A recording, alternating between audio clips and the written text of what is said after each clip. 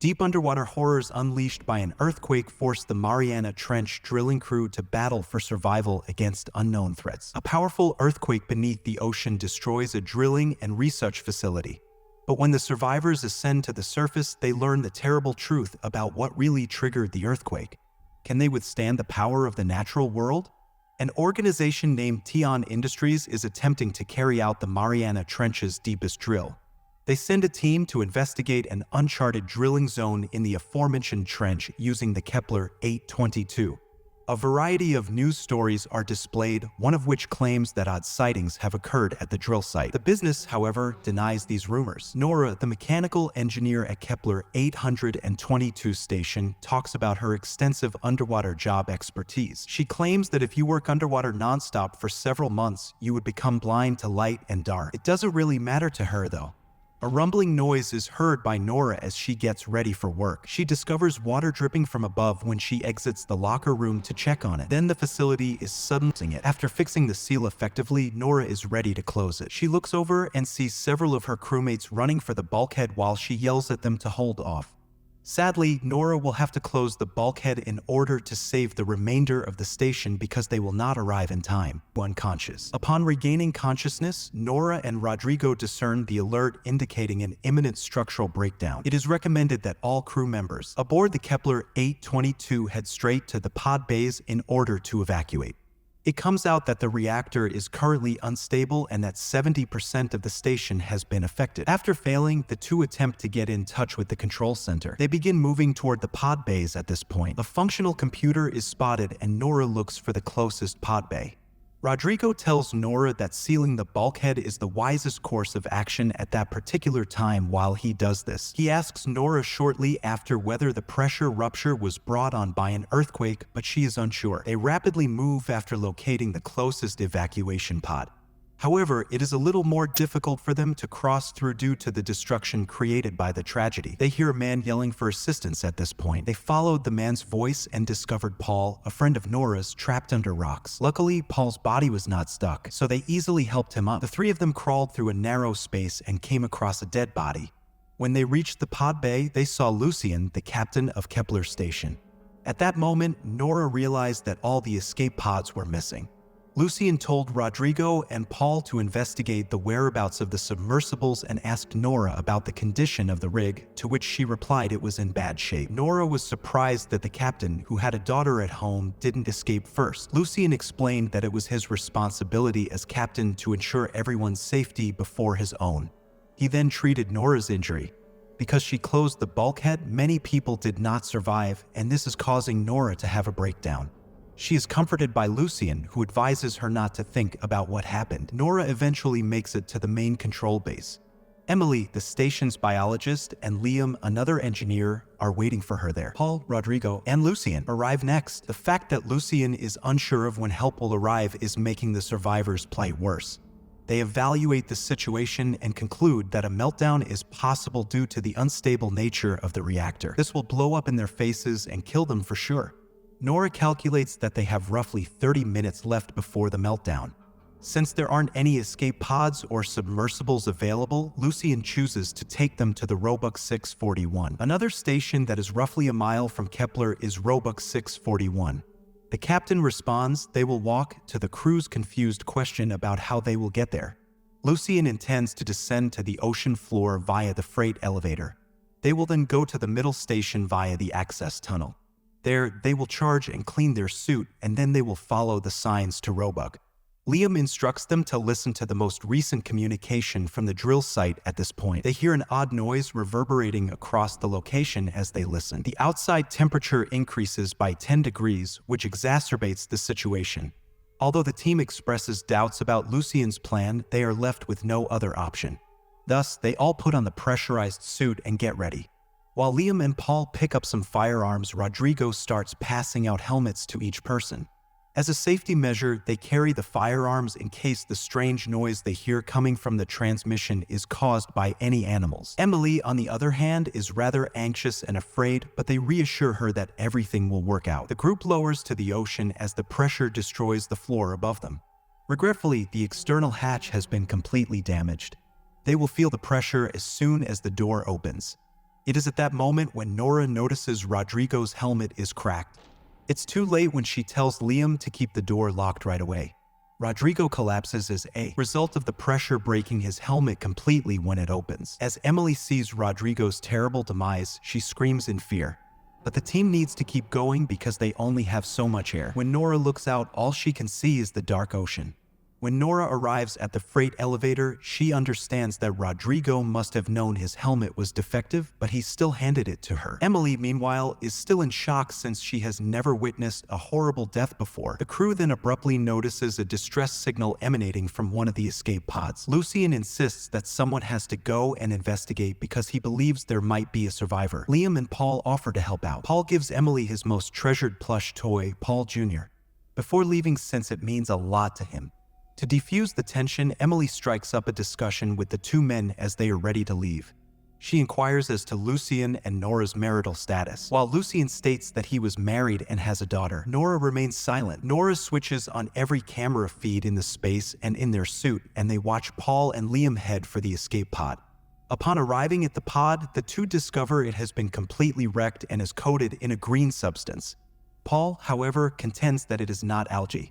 As they look deeper, they discover their crew member's lifeless body. Nora advises them to simply return to the elevator and to leave it at that. Paul, however, doesn't pay attention and keeps checking on the body. The three people in the elevator can see something moving out of the rear of the dead body thanks to his camera. Then something unexpected strikes Paul by bursting out of the dead body's back. Fortunately, Liam is able to shoot the animal. They return it to the elevator after that. The monster, which is around the length of an arm, is unlike anything that has ever been seen by humans. Emily examines it and finds that its tentacles include tiny talons. She believes it to be one of the unidentified species of marine life found in the ocean's deepest recesses. Regretfully, she gets cut off as the elevator stops working. Fortunately, Nora can easily slide them down because they are only 200 meters over the ocean floor. But then they begin to hear the identical noise that they had heard throughout the transmission. This happens when a large, heavy object falls on top of the elevator. As they listen to their surroundings quietly, they start to notice what's going on outside. Paul asks if the creature they brought in is only a baby after having an epiphany. They hear a loud noise and some knocking at that exact moment. According to Lucien, they must ascend to the ocean floor right away. However, Nora makes the observation that they have already left the station. She finds it perplexing that they haven't moved down yet. Now, a loud hammering frightens them all. They notice a humanoid creature's outline above them as the Kepler station erupts. Then, the elevator abruptly descends. The team heads straight for the pressure chamber. They release the hatch and escape before the elevator plummets to the ocean floor after donning all of their helmets. They then flee to the midway station, dodging the explosion-related debris that falls. Nevertheless, debris strikes Liam. He is saved and taken to the access tunnel by Nora and Lucien. Liam unfortunately breathed in some fumes and broke his oxygen scrubber. Nora says he will be alright after checking on him. However, Paul makes the point that they can still be killed by outside creatures. They hear loud noises from outside again, as if on cue. However, Lucien brushes him off, telling him it's simply the falling rubble. In order for them to ride the mover through the access tunnel, he also gives Nora instructions to turn it on. A short while later, the crew finds out that a broken pump has caused their route to flood. They are forced to walk. As a result, worse, they hear the sounds made by the beast once more. They are forced to keep going via the flooded, pitch-black access tunnel. They now see that their path has been obstructed. Swimming down, Nora manages to get to the other side. The others come running after her. Unfortunately, the creature follows Paul when it's his turn. The rest of the group hears a sound from his communication device indicating that he is in trouble. They quickly rescue him from the water and he informs them that he spotted the creature once more. Suddenly, the creature forcefully pulls him back into the water. They attempt to pull him back, but the creature tears him out of his suit, resulting in blood splattering all over his helmet. Frightened, the crew quickly goes to a barrier wall. When they reach the halfway point, Lucien attempts to contact someone on the surface for help, but no one answers. At the same time, Nora, Emily, and Liam discuss what is happening to them. Liam questions how the massive driller, which weighs 6,000 tons, could be torn apart. Emily believes they are responsible for everything that has occurred. She says the planet is retaliating against them for taking too much from it. She makes the observation that no one should be at the deepest region of the ocean. When they hear this, they all become silent. A little while later, Lucien informs them that they are unable to remain at the station any longer after realizing it will not last. However, Liam's suit won't hold up for very long outside due to the faulty oxygen scrubber. They refuse to lose anyone else, even when he orders them to abandon him. This is when Emily, Lucien, Nora, and Liam assist Liam in going outside. Additionally, Lucien tells Liam to hold his breath until they get to Roebuck. They eventually see the beast when they get to marker 21. The crew comes to a halt and starts to pay attention to their surroundings. Lucien gives the abrupt command to turn out the lights. The thing suddenly moves to behind Nora. However, the creature and Liam are gone when she turns around. His foot is in a cave as they turn to look around. Entering through Nora's outfit, Lucien enters to save Liam. Lucien returns the gun after he is brought back. The beast suddenly lunges at Lucien, thrashing him around. However, because their suits are connected, Nora is also pulled inside. When the beast releases them, Lucien becomes entangled beneath Nora as she lands on a platform. The beast returns to retrieve Nora and Lucien as she tries to assist him. The beast tries to swallow Nora when they come face to face. Fortunately, the creature can't fit her helmet in its jaws. Lucien stabs the beast because he wants to assist Nora. This causes the beast to haul them up once more. Pressure is increasing, which exacerbates their predicament. The pressure will kill them both if they do nothing. To keep Nora safe, Lucien gives his life. Declaring that everything will be okay, Lucien lets go of Nora and collapses under the weight of the pressure.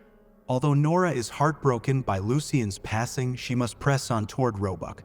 A former expeditionary unit is entered by Nora just before her suit's oxygen supply runs out. There, she lets Emily and Liam know where she is via messaging. While exploring the station, she comes across Lucien's previous outfit. It is at that moment that she notices a card expressing condolences and learns that his daughter has already died. Subsequently, Nora obtains a map and measures her separation from Roebuck. She then grabs a flare rifle and changes into an old pressurized suit she discovered in the station. She speaks non-stop on the trip to Roebuck in the hopes of getting through to Emily and Liam's lines of communication. After a while, Emily's communication line is intercepted by Nora, who then hears Emily speaking. Following the marks, she keeps going until she comes across Emily and Liam. Emily becomes alarmed when Nora gets closer to them, believing that she is one of the animals. She asks how Liam is and consoles Emily right away. Liam is thankfully still alive, although his wounds require that he be hauled about. They converse about their lives while they walk. It comes out that Nora's fiancé vanished after diving by himself. Emily, however, is deeply in love with Liam. The trio eventually makes it to the Roebuck after a little while. Emily's oxygen, though, begins to run low. She is urged to go a little bit farther by Nora. To their dismay, however, they learn that the Roebuck entrance serves as the monster's breeding ground and nest. They turn off their lights and stealthily move past the sleeping critters in an attempt to get inside before they are discovered. Emily is abruptly alerted that her oxygen level is critically low by her suit's alarm. A massive beast is roused by this and begins to attack Nora. Emily is instructed by Nora to keep escorting Liam to safety. The beast thrashes Nora around before starting to consume her. Thankfully, she is able to shoot it with the flare pistol and escape through the opening she created in the thing. Still, the other animals begin to stir. To Nora's amazement, though, the animals do not assault her and instead appear to be swimming upward due to a strong force. She points the flare cannon in their direction and discharges. When Nora notices that the creature that attacked them earlier is far too tiny in comparison to the enormous creature in front of her, terror seeps into her. Nora tries to flee inside the station as the monstrous thing attacks. However, Nora is propelled skyward by an explosion brought on by the creature's onslaught. Thankfully, Emily returns to retrieve her and pulls her into the station. When the oxygen in Nora's suit runs out, Emily breaks it open with a fire extinguisher so she can breathe. The three begin moving through the station after taking some time to recover. However, they have trouble finding the escape pods because they are not familiar with the area. Fortunately, Nora locates a functional computer and makes use of it to locate the closest pod bay. Emily and Liam spot the massive beast hiding outside the station at that exact moment. The beast attacks the station as soon as they arrive in the pod bay. Regretfully, only 2 of the 3 pods in the bay are operational. Nora tells them a falsehood when they inquire if they have enough pods for everyone, saying that all 3 of them are functional. Liam tells the women to go first after hearing this. However, Nora and Emily demand that he go first because of his injury. Liam expresses gratitude to Emily for dragging him across the ocean floor as she gets ready for takeoff. Paul Jr. is then given to him by Nora, who instructs him to give it to Paul's family. Emily now tells Nora to take the next pod, but Nora won't stop insisting on taking it. Emily suddenly becomes aware that there is a problem with the third pod. She becomes upset because she is reluctant to part with Nora. However, Nora assures her that she will have time to correct it. Emily offers to help, but she turns her down.